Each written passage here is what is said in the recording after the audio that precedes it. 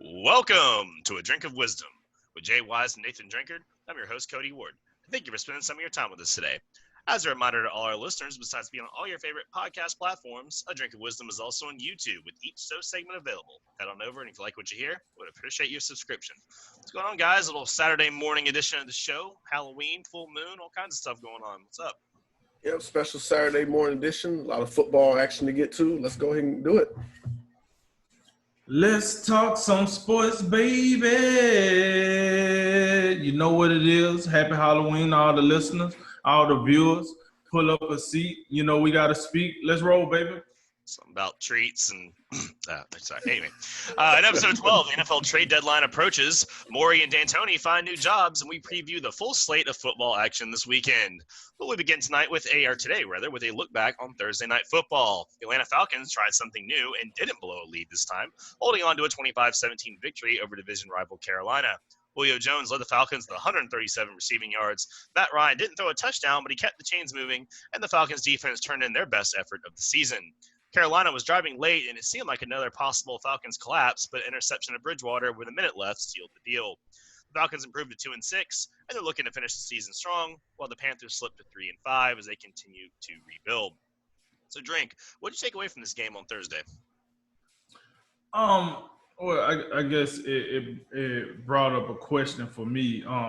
Didn't it feel, when you watched this game, didn't it feel like the Atlanta Falcons played with more energy, more gumption? It felt like they was more into playing football down there now that Dan Quinn has cleared out his desk and he's out of the picture? Mm-hmm. Or was that just me? I noticed it. Defense especially, yeah. All right. So all in all, I mean, this was Carolina Panthers. I'm not gonna sit here and act like they, beat somebody, a top tier team or something.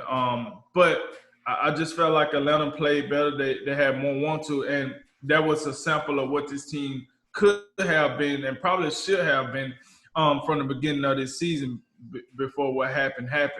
And so my problem is I think Atlanta is going to play themselves into a bad situation here because Matt Ryan, for all intents and purposes, he's too good to let you falter like the Jets, but he's not good enough to take you to the next level. Like his next level is gone. He's just a good veteran quarterback at this point. And winning games like that only going to put you in the middle of the first round, end of the first round, something like that.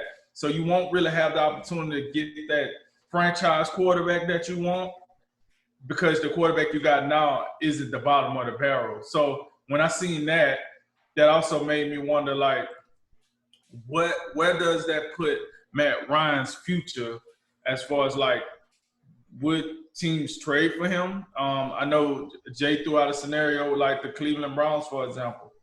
Could he not make the Cleveland Browns better? Absolutely. I do think he's close to the end. I think he's going to need one of those Phillip Rivers deals. But at the end of the day, I thought the Falcons showed us a glimpse of what they could have been. Over to Carolina, we know what Carolina is. They're a rebuild. They're the definition of rebuild. If you open up the dictionary, you look at rebuild, you go to Carolina Panthers. Everything brand new, plastic still on the seats. You got it. But I think they're coming into their own as you watch them play. Even without their biggest star on the team, they still make themselves a competitive team. You can't just go in there and not have a game plan. The defense seems to start stepping it up. I like what I see with the offense. They just play like a team that's in a rebuild, in my opinion. I wasn't too down on it, and I wasn't too up on it. I thought they did about as much as you want a team that's in their current situation would do. So all in all, I think the Falcons showed that they're better than their record have shown. And I think Carolina has shown that they have some pieces to build on for the future. So I thought it was a good matchup. Probably wasn't the best Thursday night football game, but a good matchup nonetheless. So those was a few things that I took away from that game. Yeah, these are probably the two bottom tier teams in the NFC South. I don't think coming in we expected a whole lot from either team in the grand scheme of things. When you look at Atlanta off the cuff, obviously a good win for them. I think there's something to be said for getting a little boost when you finally get rid of a lame duck head coach, as Drake mentioned, and Dan Quinn. So you got Raheem Morris in there. He's got a pretty good wealth of degree of experience. I think the point about the defensive energy, I think that's absolutely right. I think it absolutely showed up. I think that was their best performance of the season. It's a good thing for them, but in the grand scheme of things, in terms of, I mean, they look like a team that's about to embark on what the Panthers are doing right now. They look like they're primed for a rebuild. When you talk about Matt Ryan at the age of 35, guys, obviously he can still play, but since the Super Bowl season where they lost to the New England Patriots, I mean, it's been a pretty average show. I mean, despite the fact that you have one of the best quarterback wide receiver combinations, that you come in this offseason, you bring in Todd Gurley, another guy possibly who has, we've seen the best of Todd Gurley. His best days are behind him.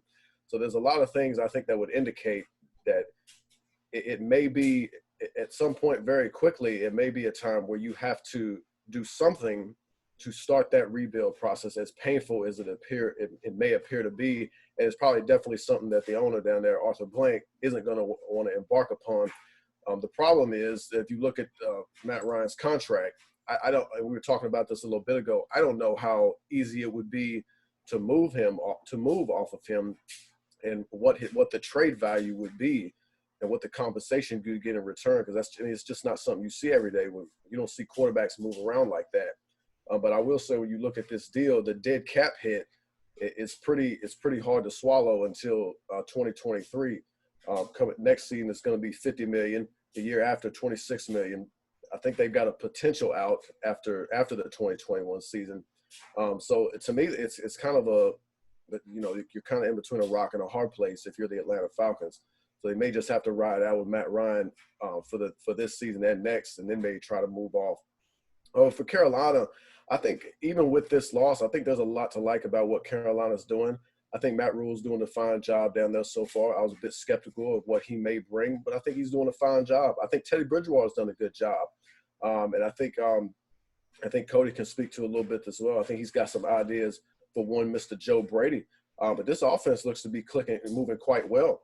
And it's something to be said, especially when they've been without the services of Christian McCaffrey for an extended stretch. Mike Davis has done a nice job filling in for him. I think DJ Moore and Robbie Anderson, I brought this up, that's the best wide receiver combination Carolina has had in many, many years, especially when you look at what Cam Newton had at his disposal during his tenure in Carolina. And then Curtis Samuel, he's definitely a plus when you look at their third wide receiving option. He's capable of doing some things in the running game for you as well. And defensively, they're nothing dominant, but they're not as bad as they were last year. And the defensive overhaul, when you talk about what they did in the draft, just completely overhauling that defense. You get a guy who could be a cornerstone for you in Derek Brown. So I think there's a lot to like about what the Carolina Panthers are doing, even in a losing effort. But ultimately, in the grand scheme of things, as far as 2020, I don't think either of these teams are going to be all that relevant as we continue to move forward.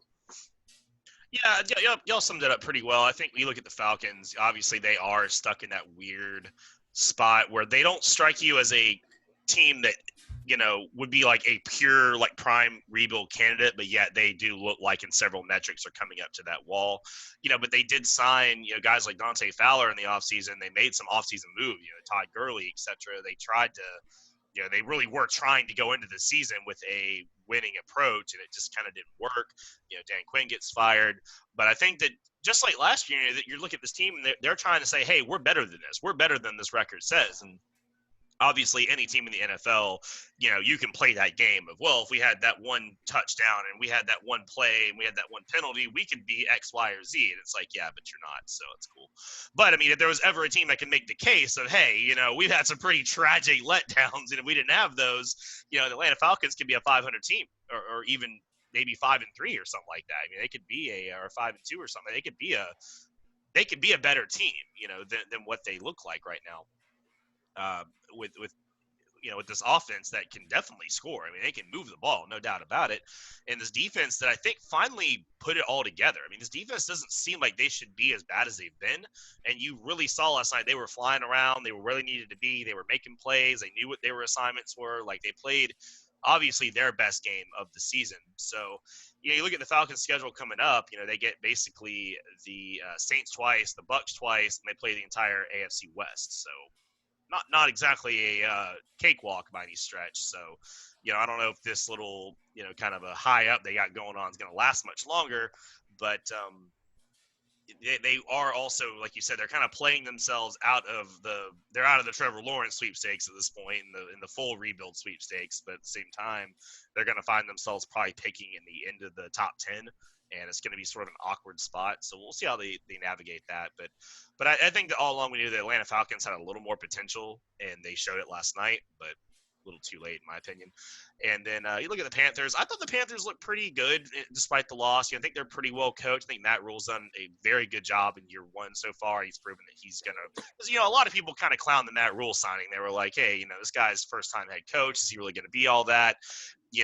After his, pretty quick rise. And Joe Brady was in the same boat of he's been pretty much in a meteoric rise with, obviously he coached that LSU offense to what they did in 2019. And if you were anyone last night watching as a fan of a team that was getting ready to get a new head coach, your eyes were on Joe Brady and what he was going to do with that offense. And I thought they looked good in stretches, but no DJ Moore until the 2 minutes left in the fourth quarter. I mean, I don't know where he was the whole game. You can tell they still miss Christian McCaffrey. I know we like to make these narratives of, oh, they're so much better. Like, are they better without this player or that player? And it's like, no, they're not. They're not better without Christian McCaffrey. It's nonsense, But they're managing to make it work without him, which is a testament to the coaches. And I thought Teddy Bridgewater was a little surprising. I thought he was. I think I liked some things what I saw about him, but he definitely struggled, But I can tell why he was the fifth leading passer coming into the game. It just, the Falcons played well. I think at the end of the day, you just look at it and the Falcons played a better game. But the Panthers, you feel like are in good hands going forward. Derek Brown had his best game of the year, and they got a lot of young talent on that defense. It's got to have time to come together. So, they get that going. And I think the Panthers, the arrow definitely will be pointing up despite the loss. It's just they're going to be at least a year out from, making it work.